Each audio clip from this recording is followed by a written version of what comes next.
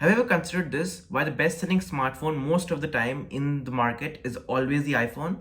It's either the 14 Pro Max, the 13, or whatever Apple is selling at the moment. It's never an Android flagship like the S22 Ultra or whatever there is. Why is that? Well, considering that the Apple flagships are usually like very inaccessible for people most of the time around the world. Well, I have five theories. Number one would be that Apple, its market share in developing countries like India and Vietnam has been rising exponentially since the last 2 years. Well, considering that the iPhone is basically a status symbol in India and people basically buy iPhones to flex on other people who have Android. Morning guys, what up? ये देखो नया वाला iPhone. It's not surprising that India's along with India's rising income levels, the iPhone sales have also risen exponentially. Considering that just a few years ago, let's say in 2016, Apple's market share was less than 2%, but now it's around 10% of the Indian market, and that's not even considering other premium phones. In the premium segment itself, Apple holds about 60% right now. Why is that? Why are people not buying S22 Ultras, OnePluses, or whatever there is? Well, at least in India, iPhones are sort of considered a luxury good or a good that is inaccessible to most people. So people who can access it are usually buying them to flex on people who aren't. For most of people, buying the iPhone is like a dream come true. Like people target, like if I have this much salary next month, I will go and buy an iPhone. It's never it's never I'll go buy an S22 Ultra. It's always I'm gonna go buy an iPhone if I have the money for that. Why is that? Well, you have to consider that Samsung sells price phones at almost every price range. You can get Samsung at $100, $200, and even like 1,500. This kind of devalues the brand, if I might say, because the Samsung brand isn't related with premium smartphones anymore, because most of the phones Samsung sells are either A52s or A53s, which are their mid-range phones. Everyone in India can own a Samsung phone because the price range, it's so varied and it's accessible to everyone. Now coming to reason number two, in considering that India is not even Apple's largest market, why are we talking about India as much? Let's come to the US, which is by far Apple's largest market.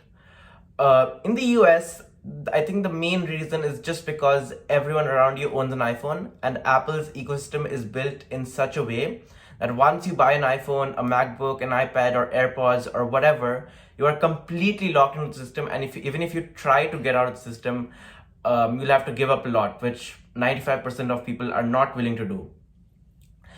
If you look at stats, people are of around 18 to 29 of age in the US, almost 97% own an iPhone. 97%. So at least like 9 out of 10 people in the US under the age of 29 own an iPhone. That is insane. Why are people not buying Samsung phones in the US? Well, one of the major reasons is iMessage. iMessage and FaceTime is used a lot in America. It's like WhatsApp in India, where people can't live without it. And even considering not having iMessage or FaceTime will basically disconnect you from your friend group, your family group, literally everyone. Now, is this even fair for Android makers who don't have any feature like iMessage to compete with, and people to shift to in the US market? Well, I mean, there are options, but it's going to take a lot of time for Android manufacturers to convince these iPhone users to switch and give up iMessage, FaceTime, all these Apple services that they are so used to, and they are basically locked in their ecosystem. Coming to reason number three, Apple's ecosystem, or the walled garden as people call it. It's a system in which when you buy an iPhone, you automatically, when you consider an earphone, you are like, oh, I'll buy AirPods. When you consider a laptop, oh, I'll buy a MacBook. And when you are surrounded by all these Apple products, getting out of the ecosystem is incredibly difficult, because once you, let's say, buy a S22 Ultra, your AirPods won't work, your Apple Watch won't work, AirDrop won't work, iMessage won't work. And giving up that much for people is basically impossible for most common people and people who are not willing to take that risk. I think that's one of the major reasons why Apple sales returning customers are almost 70%, which is higher than any brand whatsoever. For context, returning users for Samsung phones are about 30%. Well, Apple's ecosystem is built in such a way that once you're in, you cannot get out. And to get out, you need to shell out a lot of cash and a lot of money to replace your MacBook with, let's say, a Windows laptop, which you might not be willing to do because you prefer macOS. Switching your iPad for a Samsung tablet. And let's be real, no one's going to do that because Samsung tablets are horrible. Switching your AirPods for Galaxy Buds, let's say. Switching out your Apple Watch for a Samsung Watch.